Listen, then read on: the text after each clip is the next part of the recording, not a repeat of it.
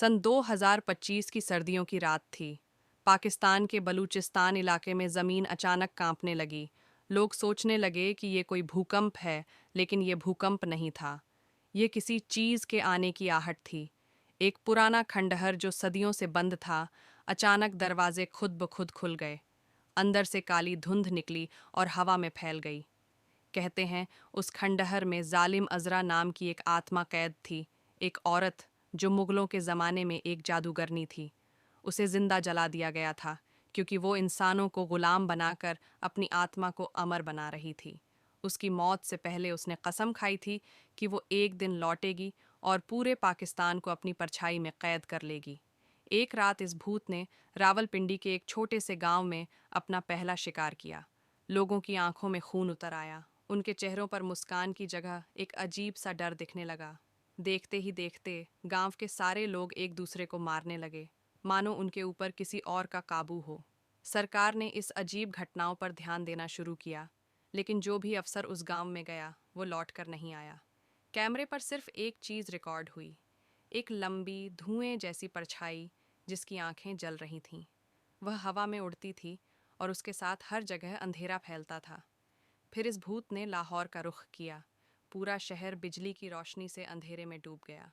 मस्जिदें, बाजार, घर सब वीरान हो गए। लोग या तो गायब हो गए या पागल हो गए। पाकिस्तान का हर शहर धीरे धीरे इस भूत की पकड़ में आता गया। आखिर में इस आत्मा ने इस्लामाबाद पर हमला किया। प्रधानमंत्री भवन के ऊपर एक काला तूफान मंडराने लगा।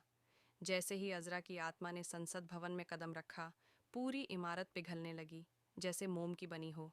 टीवी पर सिर्फ एक चीज़ दिखाई दे रही थी, एक आवाज़, मैं लौट आई हूँ, अब यह देश मेरा है। कुछ हफ्तों में पाकिस्तान का नक्शा दुनिया से मिट गया। न वहाँ लोग बचे, न इमारतें, बस एक काली ज़मीन जिस पर सूरज की रोशनी कभी नहीं पड़ती। अगर आप चाहें, मैं इसका दूसरा भाग भी लिख सकता हूँ, जहाँ शायद कोई उस भूत को रोकने की कोशिश करता है। क्या आप चाहेंगे कहानी आगे बढ़े? सन 2025 की सर्दियों की रात थी। पाकिस्तान के बलूचिस्तान इलाके में ज़मीन अचानक कांपने लगी। लोग सोचने लगे कि ये कोई भूकंप है, लेकिन ये भूकंप नहीं था। ये किसी चीज़ के आने की आहट थी। एक पुराना खंडहर जो सदियों से बंद था, अचानक दरवाजे खुद ब खुद खुल गए।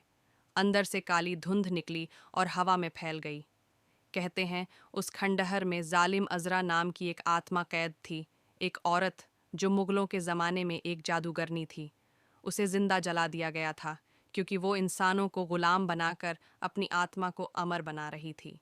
उसकी मौत से पहले उसने कसम खाई थी कि वो एक दिन लौटेगी और पूरे पाकिस्तान को अपनी परछाई में कैद कर लेगी। एक रात इस भूत ने रावलपिंडी के एक छोटे से गांव में अपना पहला शिकार किया। लोगों की आंखों में खून उतर आया। उनके चेहरों पर मुस्कान की जगह एक अजीब सा डर दिखने लगा। देखते ही देखते गांव के सारे लोग एक दूसरे को मारने लगे, मानो उनके ऊपर किसी और का काबू हो। सरकार ने इस अजीब घटनाओं पर ध्यान देना शुरू किया, लेकिन जो भी अफसर उस गांव में गया वो लौट कर नहीं आया। कैमरे पर सिर्फ एक चीज़ रिकॉर्ड हुई, एक लंबी धुएं जैसी परछाई जिसकी आंखें जल रही थीं। वह हवा में उड़ती थी और उसके साथ हर जगह अंधेरा फैलता था। फिर इस भूत ने लाहौर का रुख किया। पूरा शहर बिजली की रोशनी से अंधेरे में डूब गया। मस्जिदें, बाजार, घर सब वीरान हो गए। लोग या तो गायब हो गए या पागल हो गए। पाकिस्तान का हर शहर धीरे धीरे इस भूत की पकड़ में आता गया। आखिर में इस आत्मा ने इस्लामाबाद पर हमला किया। प्रधानमंत्री भवन के ऊपर एक काला तूफान मंडराने लगा। जैसे ही अजरा की आत्मा ने संसद भवन में कदम रखा, पूरी इमारत पिघलने लगी, जैसे मोम की बनी हो।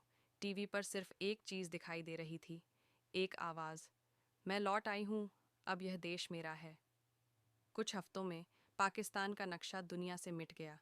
न वहाँ लोग बचे, न इमारतें, बस एक काली ज़मीन जिस पर सूरज की रोशनी कभी नहीं पड़ती। अगर आप चाहें, मैं इसका दूसरा भाग भी लिख सकता हूँ, जहाँ शायद कोई उस भूत को रोकने की कोशिश करता है। क्या आप चाहेंगे कहानी आगे बढ़े?